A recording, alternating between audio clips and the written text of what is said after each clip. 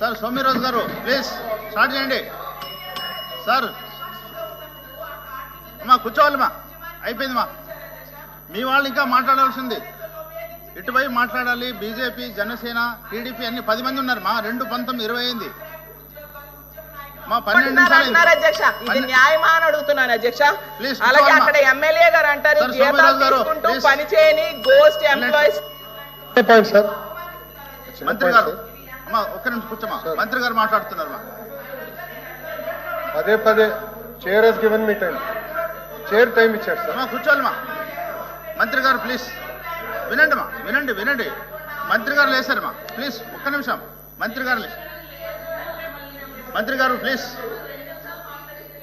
అమ్మా మీరు కొన్ని పాయింట్స్ చెప్పారు, దానికి సమాధానం చెప్పాలమ్మా. లేదంటే హౌస్ తప్పుదారి పడుతుంది. మిగతాలు కూడా మాట్లాడతారు కదా sir.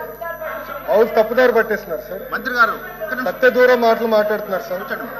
I have to talk about it sir. కూర్చోండి ఒక్క నిమిషం. కేంద్ర మంత్రి కుమారస్వామి గారే చెప్పారు అధ్యక్ష, జగన్ గారి వల్లే స్టీల్ ప్లాంట్ ప్రైవేటీకరణ ఆగిందని. జగన్ అన్న మోడీ గారు మా వైజాగ్ వచ్చినప్పుడు సభలోనే డైరెక్ట్ గా చెప్పారు అధ్యక్ష, ప్రైవేటీకరణ వద్దు అని చెప్పి. అంత దమ్మున్న లేడని మా జగన్మోహన్ రెడ్డి గారు అధ్యక్ష.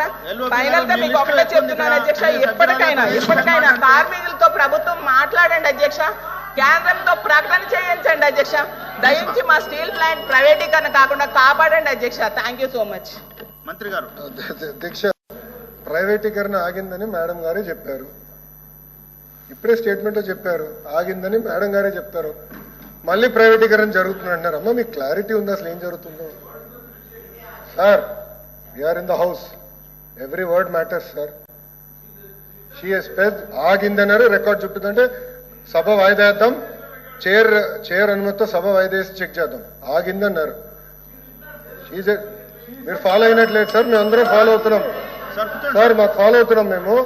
మేడం గారు అన్నింది ఆగింది, వాళ్ళేదో వాళ్ళ నాయకుడి వల్ల ఆగింది అని కుమారస్వామి గారు స్టేట్మెంట్ ఇచ్చారని మేడం గారే అన్నారు. ఆగిందని అన్నారు కదా, మళ్ళీ ఎందుకు ఊకే ఇక్కడ వచ్చి గలబా చేస్తారు? నంబర్ 1. నంబర్ 2 మేడం గారు. నంబర్ 2 ఫస్ట్ ఆఫ్ ఆల్ నేనేం చెప్పానండి, మీరు కొంచెం ఫాలో అవ్వాలి సబ్జెక్ట్, ప్లీజ్ అండర్స్టాండ్.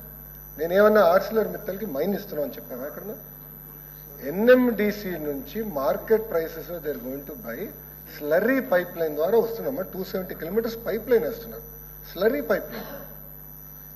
గన్నులు కేటాయించట్లేదు, ఎన్ఎండిసి మైనింగ్ చేస్తుంది. Raw material they will sell it to Arcelor Mittal. It is a clear transparent transaction.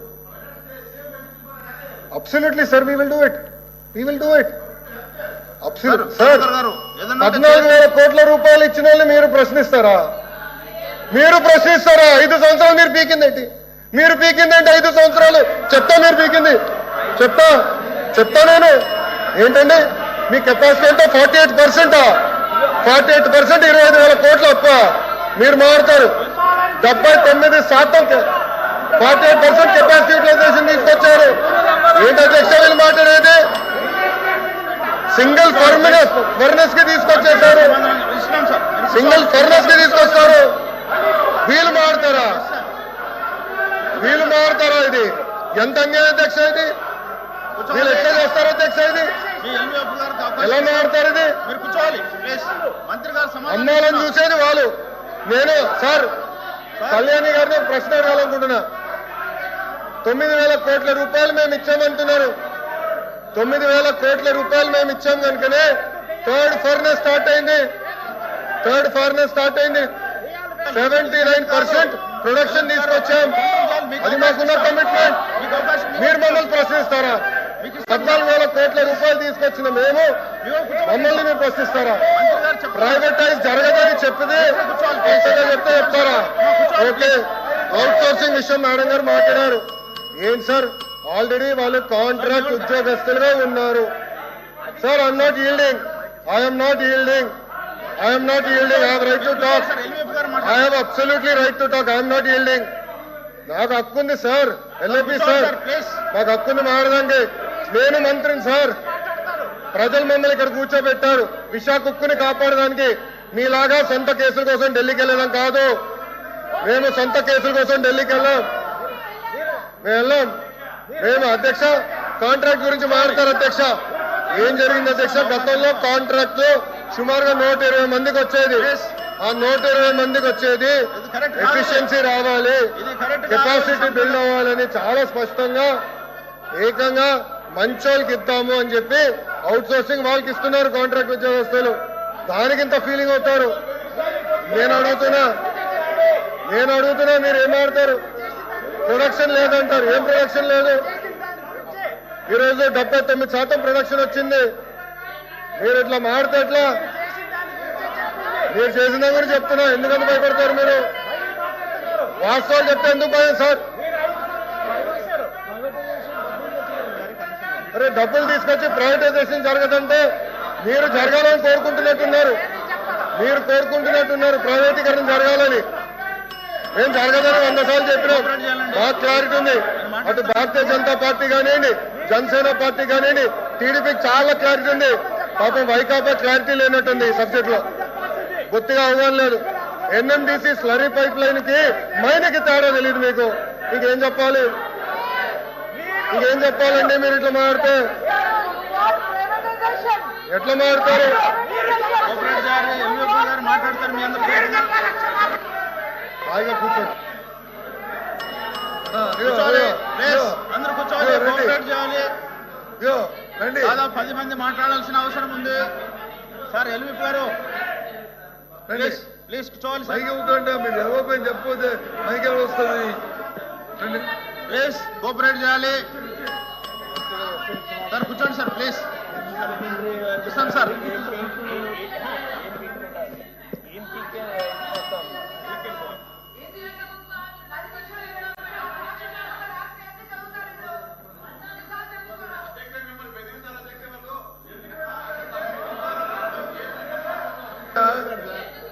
అధ్యక్ష ఎల్విపి గారు దయచేసి కూర్చోబెట్టండి. ఫస్ట్ కూర్చోమని చెప్పండి ప్లీజ్. కోఆపరేట్ చేయాలి సార్. మీరు కూడా కూర్చోండి సార్ ప్లీజ్. అధ్యక్ష ఎల్విపి గారు,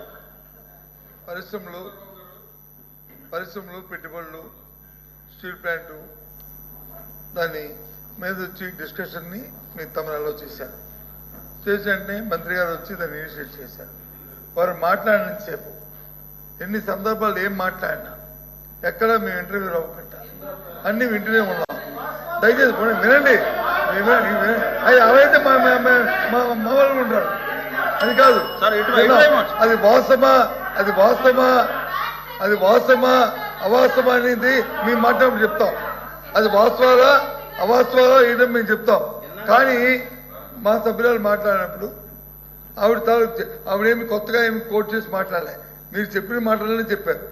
మీరు చెప్పారు అవే చెప్పారు తప్ప ఏమి కొత్త మాట ఏమీ మాట్లాడలే.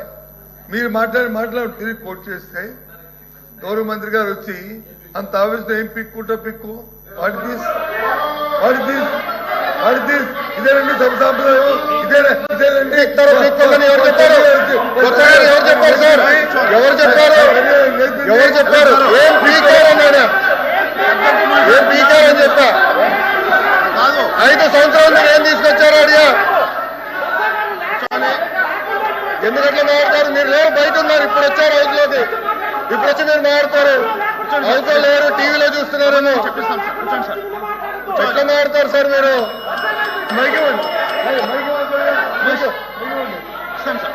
తప్పు కదండి.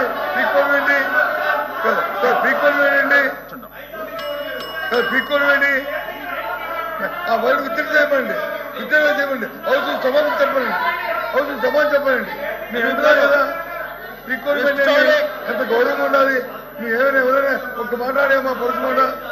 ఒక్క పరుసు మాట మాట్లాడామా? ఏమైనా అమ్మాయి చెప్తుంది ఏంటి? కోఆపరేట్ చేయాలి.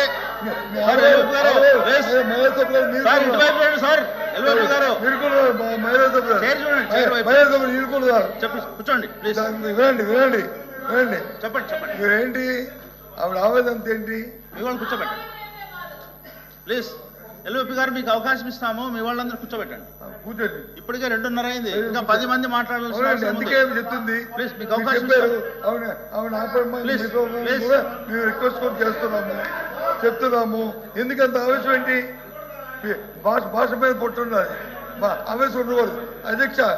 అధ్యక్ష ఆవిడ ఆవేదన ఏంటంటే మీరు తీర్మానం పెట్టారు, తీర్మానాన్ని అందరూ ఐక్యంగా ఆమోదించాలని చెప్పారు. ఎస్, ఆ తీర్మానంలో ఒక మాట ఉంటే ఆవిడంత ఆవేదన చెందేది కాదు. ఏది ఆ డిస్ట్రిబ్యూషన్ ని ఏదైతే పెట్టారో దాన్ని తొలగిస్తున్నాం పూర్తిగా అనే మాట ఉంటే ఆ మాట లేదు. ఆ మాట లేదు. ఆ మాట ఉందో చెప్పండి. ఆ తీర్మానంలో ఆ మాట ఉందో చెప్పండి. ఆ మాట ఏముంది? అందుకని దయచేసి ఇప్పటికైనా దయచేసి ఇంకా మీరు మాట్లాడేది మళ్ళీ మేము మాట్లాడాలి. ఈ రాష్ట్రంలో ఏ ప్రయోజనం చెప్తాము. ఒక నిమిషం చెప్పండి రండి చెప్పండి. రండి